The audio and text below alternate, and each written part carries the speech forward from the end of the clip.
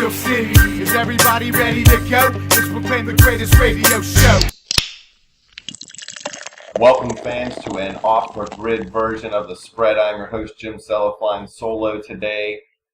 Full disclosure, Spread Studios are being remodeled. Remodeling has taken way longer than we expected, so we are kind of doing things remotely the best we can. Our quality is going to suck the next couple weeks. We might miss a segment here or there, but bear with us. We will be back in full force soon. I also had some comments that I made about Hillary Clinton, so I think that her party is looking for me, so I'm going to have to hide down here in West Virginia for a while. Hopefully they don't listen to the show because I just revealed my location. Anyway, let's get it started. The Steelers and the Jets coming up here in Week 5. Pittsburgh coming off a shellacking 43-14 of the Kansas City Chiefs after the Steelers themselves got blown out by the Philadelphia Eagles the week before. The Jets are kind of limping into this game at 1-3. The Steelers, sitting at 3-1, are limping themselves.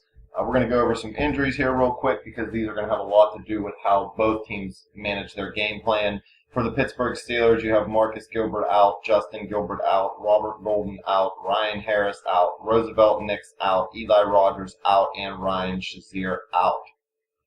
Gilbert is our starting right tackle. Justin Gilbert was finally starting to get some more playing time. Robert Golden was our starting safety. Ryan Harris was our backup to Marcus Gilbert, who's out. Roosevelt Nix, he's a fullback, but he can be replaced. Eli Rogers has really been coming on as that slot receiver early in the season, only to hurt his toe. And Ryan Shazier, as we all know, is the cornerstone of that Pittsburgh Steelers defense. And when he's not out there, our defense is a lot different. Now, that said, Vince Williams filled in great for Ryan Shazier last week. I think Williams had somewhere around 15 tackles. He may have even had a turnover or two. I can't really remember. He's definitely a serviceable backup. I honestly believe that they're going to have Vince Williams step in for Lawrence Timmons next season. Timmons playing that final year of his contract at around $15 million. The Steelers not giving him an extension, but giving one to Vince Williams before the season started kind of says to me that they're going to let Timmons go, let Williams start in his place, and hope Ryan Shazier can stop being made of glass and actually play more than 5 games in a season. I think one of the biggest stories out of these injuries is Ryan Shazier. I've been one of the biggest proponents of this guy. Everybody's called him injury prone. He had 2 seasons, his first 2 years, where he had some injuries, but they weren't injuries that he really could control. It's not like they were just pulled hammies or a sore ankle. I mean, these were knee injuries, these were contact injuries, stuff that's out of your control. But again, now here we are in his 3rd season, and he's already missed a game. He's going to miss another game. He's missed time in parts of other games. This guy's really got to get it together. The Steelers' defense is getting gashed this year as far as yards go. Points per game, we're still doing well. But with Ryan Shazier out there, it's a totally different defense. He's probably the best playmaker we have out there, and we're short on playmakers right now with our corners and our safeties being young.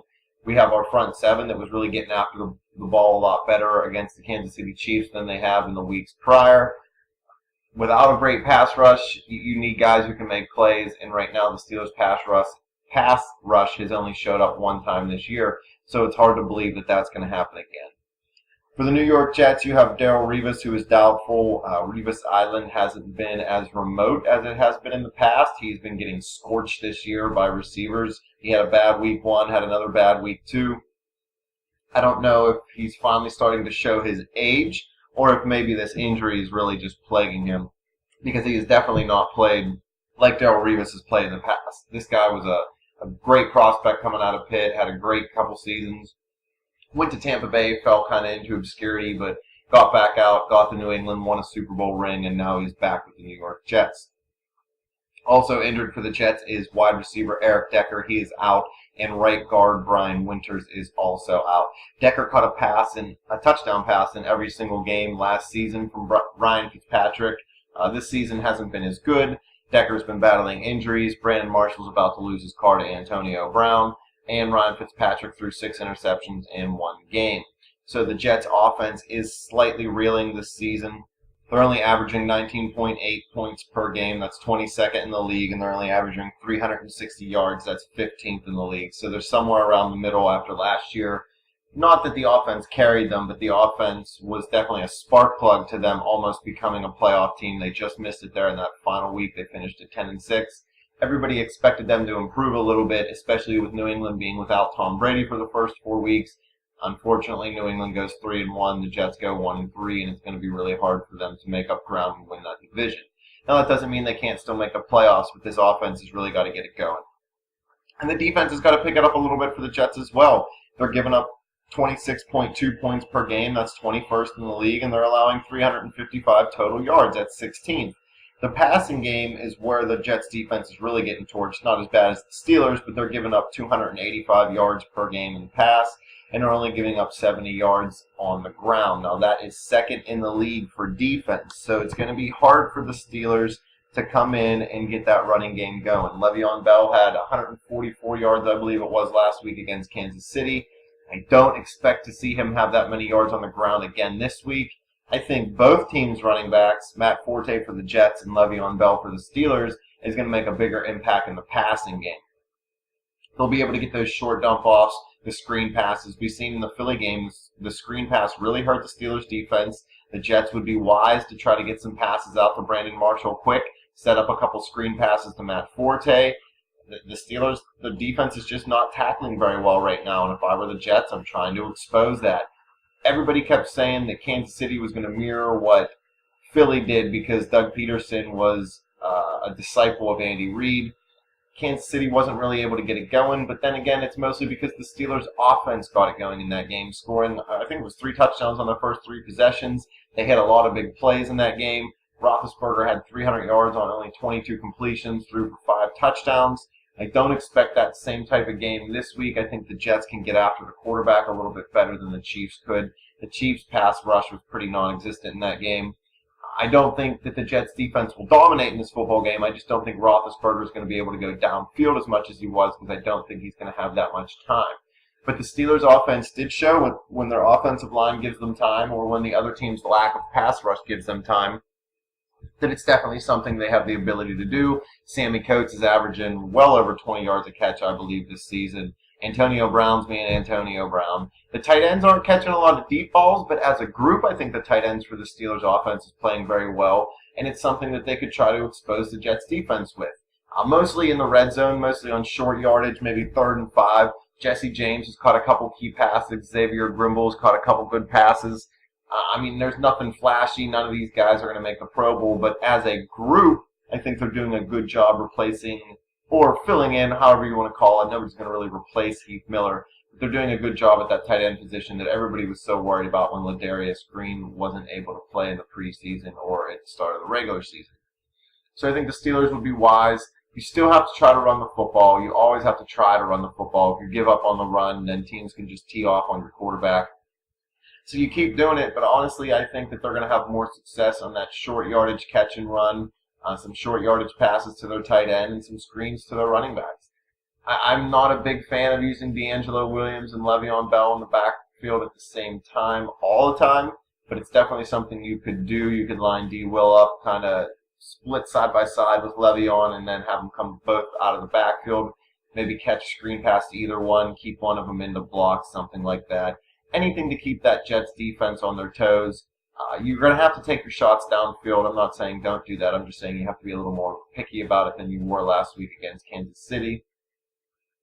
The Steelers' offense is averaging 27 points per game. That's somewhere around 8th in the league. They're averaging 374 total yards, 262 of those coming in the passing game. They're only 11th in passing yards and 14th in rushing yards. I say only because those numbers should look a lot better, although they got blown out in Philly and their offense was only able to score 3 points and manage pretty much no yards until the end of the game. They got a little bit. I don't expect a piss-poor performance like that this week. I expect somewhere in the middle between what you've seen there and what you've seen in Kansas City against Kansas City, where we were pretty much scoring at will. So I think the best plan for the Steelers offensively, like I said, you got to mix in a few deep balls. You got to keep trying to run the football. You may be able to do it successfully. We don't really know what the offensive line is going to look like. There's reports that Marcus Pouncey could play right tackle. B.J. Finney could be at center because Cody Wallace is out. It's going to be a mishmash on that offensive line. I read on social media, I think somebody said Ramon Foster started his career as a tackle. I'm not 100% sure on that, but I think moving Pouncey and letting Finney play center would be a better move than trying to move Ramon Foster. If you can at least have Foster and Villanueva on that blind side to protect Roethlisberger, you don't want to break up or do anything to disrupt his blind side. At least if you have Marquise Pouncey playing right tackle, Roethlisberger can see everything coming at him. He can see if, Pouncey blows a coverage or blows a block or something like that, which I really don't expect. He's not going to play at an all-pro level probably at that position if he does. But if fans remember, Alan Faneca had to move from guard to tackle for almost a whole season, or it might have even been a whole season. Later in his career, the Steelers had a lot of injuries along the offensive line. And Faneca played well enough that he actually got voted into the Pro Bowl as a guard. Now, people respected his play and understand that he was still the best guard in football. He's possibly one of the best guards in the history of the NFL. And I don't see this being a long-term thing for Pittsburgh. I don't think Gilbert's going to be out for more than a week or two. But I think that moving Pouncey to tackle and having Finney play center is a better idea than moving Foster. That all being said, again, the Steelers are going to need to get the ball out of Roethlisberger's hands a lot quicker in this game than in the Kansas City game with all the injuries and the fact that the Jets' pass rush is a little better. So for my key to victory, basically, for the Steelers is get the ball out of Ben's hands quick, get it into the hands of his playmakers, let Antonio Brown and Le'Veon Bell really take over this game. Use Sammy Coates, hit him early in the game, maybe for a big throw deep downfield, or even at least go after it. Let the Jets know that you aren't afraid to do it. Keep them on their toes, keep those safeties back, and then you can work that middle of the field. You can let Darius Hayward-Bay, Marcus Wheaton actually bounce back a little bit from that Philadelphia Eagles game. Let these guys work the middle, Jesse James, Xavier Grimble. Get out there, make some plays, make some catches, and do the work for Roethlisberger. Don't force Roethlisberger to win this game for you. You just can't put it on his shoulders every week. And the fact that this offensive line is so banged up and kind of moved around, you really got to put it on the other guys. The supporting cast has to step up, and that next man up attitude really is going to have to come into play here for the Steelers this week because they're going to need all hands on deck. The Jets are 1-3. The Jets do look like they're a bad football team, but just like I said, they pretty much have the same team as they did last year. Last year they finished the year at 10-6.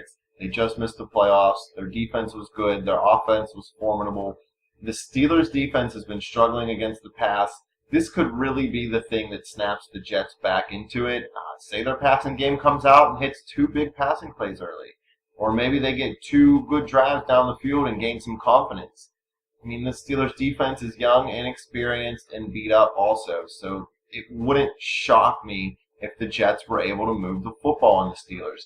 Now, I still expect Pittsburgh in the red zone to be able to slow them down, but I don't expect this to be a shootout per se, but it wouldn't surprise me if both teams were able to move the ball down the field but then get stalled out near the red zone. Being that it is at home for Pittsburgh, I know I've picked them to win in every game so far this season. I've been right in 3 of them and wrong in 1 of them. I gotta say Pittsburgh still wins this game. I'm going to say low scoring, though. It's going to be a nail-biter. It's going to be, I don't know if I want to call it a sloppy game, maybe a boring game compared to today's standards with fantasy football being so big. But I think Pittsburgh can win this game 23-20 on a late field goal by Chris Boswell. And I think this defense is going to have to come up with a stop near the end of this football game because I think the Jets' offense is going to be able to move the ball a lot better than what most people actually expect to happen. Let's hope it's another quick game for Pittsburgh. Let's hope they score another 3 touchdowns in their first 3 possessions. Still haven't seen them go for 2 a whole lot. They did it once against Kansas City, maybe twice. I can't remember for sure. We were thumping our chest all offseason about how many times we were going to do it. Haven't really done it a whole lot this year. Maybe that's just the curveball Tomlin wanted to throw to other teams. I don't expect the Steelers to go for 2 a lot in this game with the Jets being good against the run and being good in those short yardage situations. So again, Pittsburgh 23-20, keys to victory. The other players got to pick it up for Roethlisberger. We can't put it on his shoulders. We need Brown. We need Bell. We need the cast of tight ends. And we also need Hayward, Bay, and Wheaton and Coates. One of those 3 got to make a play, hopefully 2 of them. Because this isn't going to be any pushover game for Pittsburgh. I'll tell you that right now. And if the Steelers lose this football game 23-20, it wouldn't completely shock me.